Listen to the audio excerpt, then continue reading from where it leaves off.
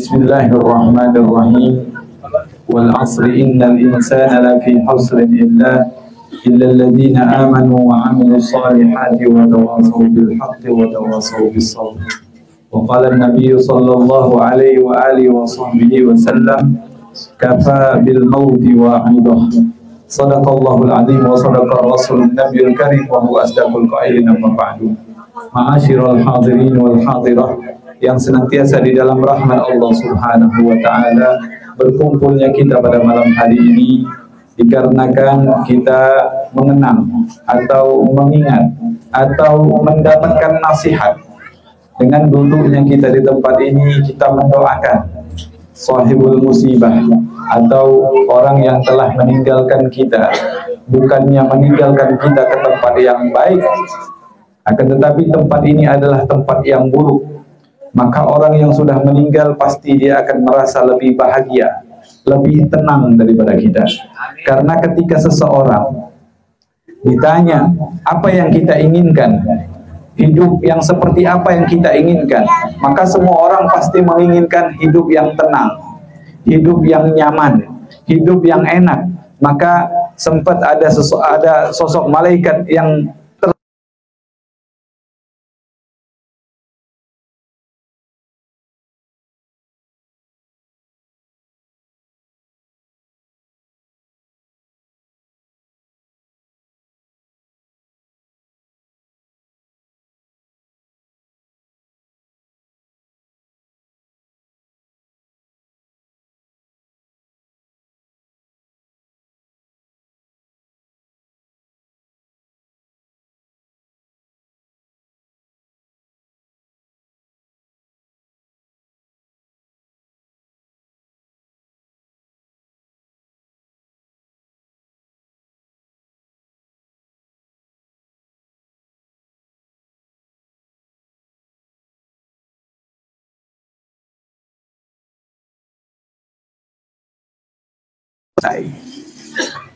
dan memang hadis ini berkatanya daripada kalimatnya, teksnya seperti itu memang.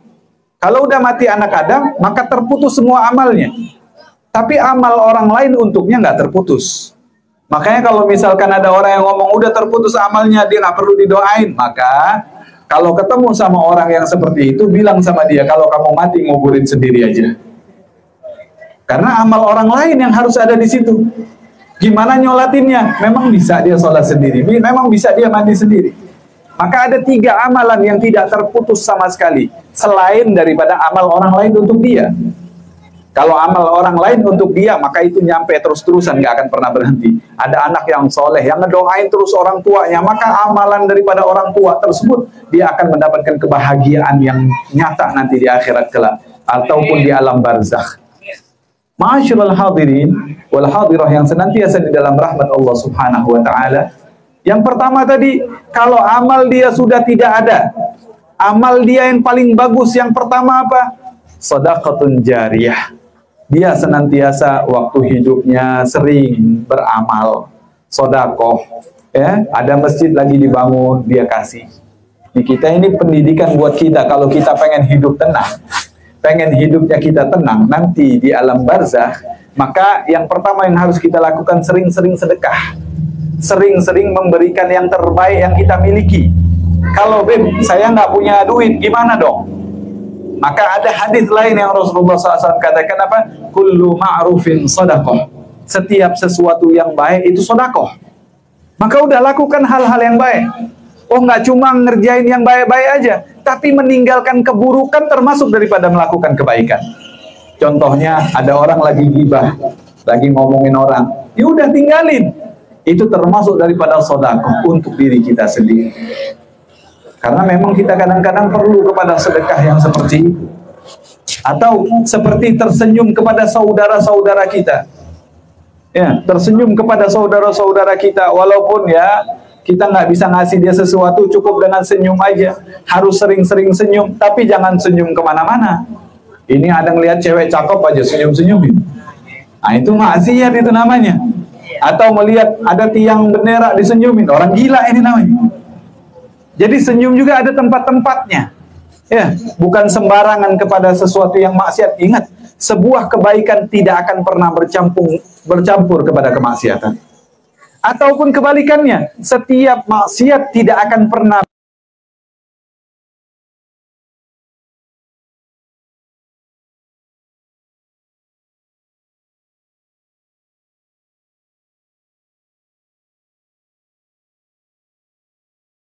di bawah. Amin ya sufla. Jadi kita harus sering-sering berbagi. Apapun yang kita miliki, bagikan. Jangan ini punya motor satu dikasih sama orang, dia jalan kaki, enggak juga begitu. Yang ada ribet kalau begitu urusannya. Ya. Shadaqatun jariyah. Yang pertama itu. Yang kedua apa? Al-ilmu yantafa'u bih. Ilmu yang bermanfaat. Kalau punya ilmu, bagi-bagi ilmunya. Jangan ini pelit banget kalau udah ada ilmu. Kalau udah ada ilmu, udah. Anda udah belajar dong, ente belum. Ya udah, kalau ente mau belajar sama Kiai sono, jangan sama Ana. Padahal dia udah tahu. Kalau dia berikan ilmu itu kepada orang lain, dan orang lain mengerjakan daripada amalan tersebut, maka pahalanya akan senantiasa mengalir terus-menerus. Dan yang ketiga apa? Al-waladun saleh yad'ulah. Anak yang soleh. Yang jelas anaknya bukan namanya soleh, bukan. Ya, anak yang soleh, anak yang baik, yang senantiasa mendoakan orang tuanya. Maka kalau misalkan orang tua kita masih ada, ayo kita deketin orang tua kita. Ayo kita berbakti terus-menerus kepada orang tua kita. Tapi kalau orang tua kita sudah meninggal bagaimana? Maka jangan pernah kita lupakan dia. Karena dia senantiasa mendidik kita dari kecil. Dari kita baru lahir, sampai kita sudah menjadi dewasa, sampai kita menikah. Bahkan sampai sebelum dia meninggal pun kadang-kadang dia mendidik kita. Ini yang seperti ini kita doakan terus-menerus agar kita senantiasa ingat kepada dia. Kenapa? Karena doa yang kita kirimkan seperti tadi kita baca Al-Quran daripada surah Yasin. Karena Yasin ini adalah sesuatu yang hebat daripada Al-Quran. Kalau segala sesuatu, kullu syai'in, segala sesuatu itu harus ada qalb, hati. Wa qalbul Quran Yasin. Dan hatinya Al-Quran adalah surah Yasin. Kita udah baca surah Yasin, kita hadiahkan kepada almarhum, almarhurlah, ya, orang yang sudah meninggal, yaitu Bapak Dahlan bin Murfi, ya. Bapak Dahlan bin Murfi, kita doakan agar Allah Subhanahu wa taala tempatkan dia di tempat yang baik bersama orang-orang yang baik. Amin amin ya rabbal alamin. Ini ketika kita sudah seperti itu, ya, kita berikan dia Yasin karena hatinya Al-Quran udah kita ambil, maka Al-Quran itu sendiri dengan kata lain, kalau hatinya sudah kita ambil seperti seorang perempuan, kalau hatinya sudah suka sama kita, maka anggota tubuh keseluruhannya pun pasti akan suka kepada kita. Tapi kalau hatinya Al-Quran sudah kita senantiasa pegang, maka isi di dalam Al-Quran itu sendiri pasti otomatis akan menjadi milik kita. Maka jangan jauhkan diri kita daripada membaca Al-Quran. Apalagi membaca tersebut kita berikan kepada orang-orang yang kita cintai, orang-orang yang kita muliakan, orang-orang yang kita hormati, seperti orang tua kita sendiri. Membaca Al-Quran terus-menerus, lalu kita membaca tahlil, tahmid, dan semuanya kita berikan kepada almarhum. Maka bisa dipastikan apa yang kita kirim itu pasti nyampe. Kenapa? Karena sesuatu yang kita kirim itu pasti nyampe. Kalau nggak nyampe, dia balik lagi. Ya, ini contohnya nih, kita tadi baca Quran, baca Yasin. Ada nggak yang bacain kita Yasin hari ini? Nggak ada. Kalau nggak ada, udah pasti nyampe. Karena kalau menurut hukum pengiriman, ya, menurut hukum pengiriman atau yang biasa kita ngomong ini apa namanya, paket-paket gitu. Kalau paket itu nggak nyampe, otomatis balik lagi ke alamat si pengirim. Ini udah jelas nih. Kita ngirim nih, ngirim Fatihah, ngirim surah Yasin, ngirim apa lagi tadi? Ngirim tahlil dan lain-lainnya. Udah balik belum sama kita? Kalau nggak balik udah jelas, berarti udah nyampe kepada almarhum dan insya Allah dia akan merasakan kenikmatan nanti di alam barzah. Amin ya rabbal alamin. Sebagaimana diceritakan, dikisahkan, ada seseorang ulama, aulia, dia bermimpi datang ke satu alam yang namanya alam barzah. Dan dia bingung, ini alam kenapa orang pada rebutan makanan? Tiba-tiba dia lihat satu kelompok orang semuanya berebut makanan. Akhirnya begitu dia mau berebut makanan, dia ngelihat ada satu orang yang lagi duduk santai. Akhirnya nggak jadi dia ngikut-ngikut berebut. Ditanya, didatengin orang yang lagi duduk santai tadi. Duduk di atas sofa, ada makanan yang banyak. Dan orang lain nggak ngurusin punya dia. Dia ngurusin punya dia sendiri. Dia makan-makan sendiri. Enak banget ini ulama ngelihat. Ditanya, kamu ini di mana? Lalu orang tersebut mengatakan, sekarang ini adalah alam barzakh.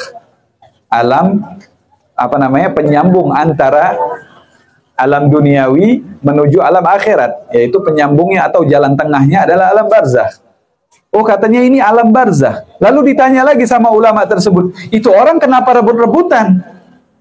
Dan kamu lagi makan santai sendirian, mereka nggak ngerebutin punya kamu. Oh, katanya itu orang berebutan. Kenapa? Karena mereka tidak mendapatkan anak yang soleh. Mereka itu berebut daripada doa. Makanya kita ini dianjurkan oleh Rasulullah SAW senantiasa mendoakan kullu muslimin wal muslimat. Mendoakan orang-orang muslim dan muslimat. Orang-orang mukmin dan mukminat. Orang-orang yang seperti itu ketika kita doakan, maka mereka akan mendapatkan makanan di alam barzah dan mereka posisinya berebutan. Kenapa? Karena mereka nggak dibacakan khusus buat siapa. Tapi si bapak ini begitu ditanya, kamu kenapa kok nggak ikut rebutan? Sedangkan makanan di tempatmu banyak. Lalu dia katakan, saya punya anak yang soleh. Anak saya senantiasa memberikan saya hadiah, yaitu Al-Quran, berupa Al-Quran. Lalu ditanya, di mana anakmu sekarang? Anak saya ada di daerah Fulan. Namanya Fulan bin Fulan. Dia kerjaannya begini dan begitu, diceritain. Akhirnya terbangunlah ulama ini. Begitu terbangun, dia langsung jalan ke satu kota yang disebutkan oleh orang tua tersebut. Dia lihatin, perhatikan di dalam pasar tersebut, dan dia lihat ada satu orang, yang mana orang tersebut berdagang gandum. Begitu dia dagang, ada yang beli, dikasih dagangannya, dilebihin dagangannya. Habis itu dia duduk lagi, dia baca Quran. Ada yang beli lagi, dia lepaskan Al-Quran sebentar, lalu dia urusin lagi pembeli. Begitu terus, diperhatikan dari pagi sampai menjelang sore. Akhirnya didatengin sama ulama tadi. Lalu dikatakan bahwa dia bertanya kepada orang tersebut, apakah kamu Fulan bin Fulan? Naam, kata dia. Iya, saya Fulan bin Fulan. Apakah orang tuamu sudah meninggal? Iya, betul. Apakah orang tuamu seperti ini dan seperti itu? Iya, betul. Lalu dikatakan kepada dia, kepada anak tersebut, kamu sungguh beruntung. Orang tuamu sungguh beruntung. Karena apa? Karena memiliki anak yang senantiasa mengirimkan makanan yang lezat di alam barzah. Lalu ditanya sama orang tersebut, apa yang kamu lakukan ini? Bagaimana keadaanmu? Lalu dia katakan, saya ini berdagang dengan cara yang benar. Lalu saya selingi waktunya dagang saya dan waktu-waktu saya untuk beribadah kepada Allah Subhanahu wa Ta'ala, yang mana pahalanya saya senantiasa berikan kepada orang tua saya. Oh, kata ulama tersebut, wajar saja orang tua kamu hidupnya enak di alam barzah. Tak berapa lama, ulama ini mimpi lagi. Mimpi lagi masuk ke alam barzah. Dan tiba-tiba dia ngelihat semua orang rebutan. Semuanya rebutan, termasuk bapak yang lagi duduk santai tadi. Bapak yang lagi duduk santai tadi ternyata ikut rebutan juga. Lalu didatengin sama ulama tadi, wahai bapak, bukannya kamu kemarin hidupnya enak? Kenapa sekarang kamu rebutan juga? Lalu dikatakan oleh bapak tersebut, anak saya sudah meninggal. Dan tidak ada yang membacakan Al-Quran lagi untuk saya. Tidak ada yang ingat lagi kepada saya. Sehingga mereka semua melupakan daripada orang tua mereka yang sudah meninggal itu. Lalu terbangun. Kaget ini ulama. Lalu dia datang lagi ke kota yang tempat dia pernah datang. Dan dia lihat ternyata toko itu ternyata tutup. Lalu didatengin tempatnya. Ternyata tempat tersebut sudah meninggal orangnya. Ma'asyiral hadirin wal hadirah yang senantiasa di dalam rahmat Allah Subhanahu wa Ta'ala. Maka benar, sungguh benar apa yang diucapkan oleh baginda Nabi Muhammad sallallahu alaihi wasallam, kafa bil mauti wa'idah. Cukuplah kematian itu sebagai nasihat bagi kita. Sudah banyak orang yang meninggal, sudah banyak orang yang meninggalkan kita, baik yang umurnya 60 tahun, baik yang umurnya 50 tahun, baik yang umurnya 1 tahun pun ada yang meninggalkan kita. Mereka semua sudah dalam keadaan meninggal. Ternyata kita masih Allah berikan kesempatan untuk senantiasa mendekatkan diri kita kepada Allah Subhanahu wa Ta'ala. Maka seorang imam yang bernama Imam Hasanul Basri, ini orang yang sungguh zuhud di dalam keilmuannya. Orangnya warok, Dia senantiasa tidak mau melakukan suatu perkara yang buruk. Dia senantiasa menjauhkan daripada hidup yang glamor. Padahal ini ulama hebat, uangnya banyak. Tapi dia senantiasa menjauhkan dirinya daripada hidup-hidup yang membuat dia mendekatkan dirinya kepada murkanya Allah Subhanahu wa taala. Ditanya oleh murid-muridnya, "Wahai Tuhan, apa yang membuat engkau ini bisa menjadi orang yang wara', orang yang zuhud?" Maka dia katakan, "Saya memiliki empat perkara yang senantiasa saya pegang. Yang pertama," kata dia, "saya tahu rizki itu nggak akan ketukar." Makanya ada kalimat yang mengatakan rizki itu nggak akan salah alamat, nggak kayak lagunya Ayu Ting Ting ya. Rizki itu nggak pernah salah rumah. Rizki itu udah ditentukan oleh Allah. Kita ini hari ini dapat berapa, besok dapat berapa, besoknya lagi dapat berapa. Sudah jelas ditentukan oleh Allah Subhanahu wa taala. Maka kata Imam Hasan al-Basri, "Saya tahu rizki saya nggak akan ketukar, makanya saya nggak sibuk nyarinya. Saya nggak fokus kepada rizki tersebut. Yang penting saya ikhtiar, selesai sudah." Lalu yang kedua kata dia, "Saya tahu amal saya nggak akan dikerjain orang lain." Ya, contohnya sholat. Sholat kita ini dikerjain sama orang lain nggak? Enggak. Misalkan kita mau sholat, wudunya nitip. Nggak bisa begitu. Ya, kerjaan saya, amal saya nggak akan dilakukan oleh orang lain. Makanya saya semangat di dalam beramal. Lalu yang ketiga dia katakan apa? Yang ketiga itu dia katakan, "Saya tahu Allah Subhanahu wa taala senantiasa memperhatikan saya. Maka ketika saya tahu Allah memperhatikan saya, maka yang jelas saya akan malu ketika saya bermaksiat dan saat itu Allah melihat kepada saya." Maka ketika kita, makanya ulama-ulama kita senantiasa menganjurkan kepada kita, kalau kita mau melakukan sesuatu perkara, baik hal tersebut yang biasa-biasa saja ataupun yang luar biasa, tanyakan sama hati kita, apakah yang kita lakukan tersebut adalah mendapat ridho Allah Subhanahu wa taala atau tidak. Kalau dapat ridho Allah, lakukan. Kalau bakalan dapat murkanya Allah, tinggalkan hal tersebut. Maka Imam Hasan al-Basri mengatakan, "Saya malu kalau seandainya Allah lihat saya dalam keadaan bermaksiat kepada Allah Subhanahu wa taala." Maksiatnya ulama beda sama maksiat kita. Ulama itu sebagaimana Abu Nuwas dia katakan, "Saya ini lebih kaya daripada Allah Subhanahu wa taala." Maka raja marah, pengen dipenggal nih Abu Nuwas.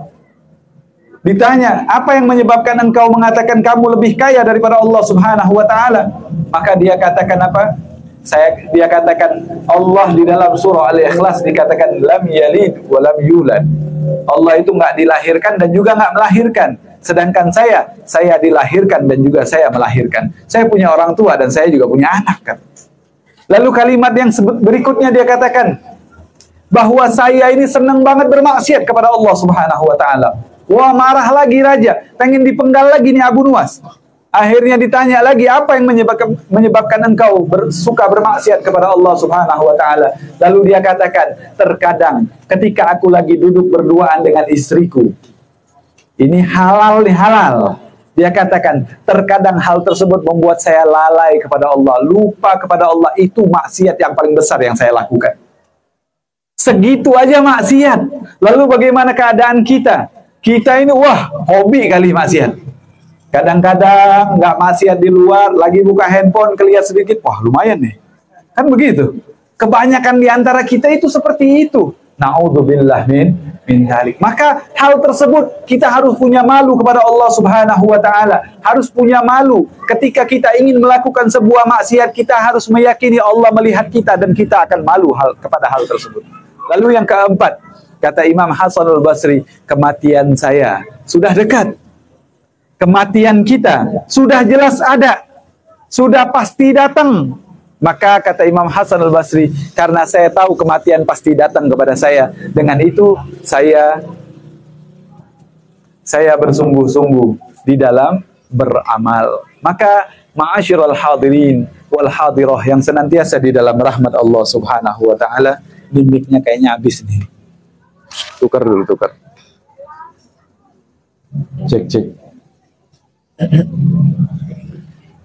Maka ma'asyiral hadirin wal hadirah yang senantiasa di dalam rahmat Allah Subhanahu wa taala, kematian itu udah pasti. Kematian itu udah datang sama kita. Udah banyak buktinya. Tinggal kitanya aja. Tinggal kitanya saja mau mempersiapkan kematian kita dengan baik atau enggak. Karena yang logika yang biasa kita ketahui ketika ada orang yang mau mudik, kita ini datang ke sini cuma singgah sebentar saja. Bahkan paling lamanya umur kita, kata Rasulullah SAW, umru ummati ma baina sittin wa sab'in. Umurnya, amar ummati, umur kita ini, umur yang hidup di dunia itu, ma baina sittin wa sab'in, antara 60 sampai 70. Antara 60 sampai 70. Kalau kita lihat umurnya Nabi Muhammad SAW, umurnya 63 tahun. Maka nih pesen nih buat yang umurnya udah di atas 60 tahun. Udah siap-siap deh. Ya. Untuk umur yang gimana juga, siap-siap. Kagak ada beda. Ini pesen yang paling bagus untuk orang yang umur 60 tahun udah nggak perlu pusing-pusing pantangan. Ngapain pusing-pusing pantangan? Oh nggak boleh ini, nggak boleh, udah pasti mati. Yang paling penting adalah apa? Bekal kita untuk menghadap Allah Subhanahu wa taala. Apalagi yang umurnya 62 tahun, 11 bulan, 29 hari. Udah nunggu sehari lagi tuh. Kalau kita ngukur umurnya Nabi Muhammad Sallallahu Alaihi Wasallam.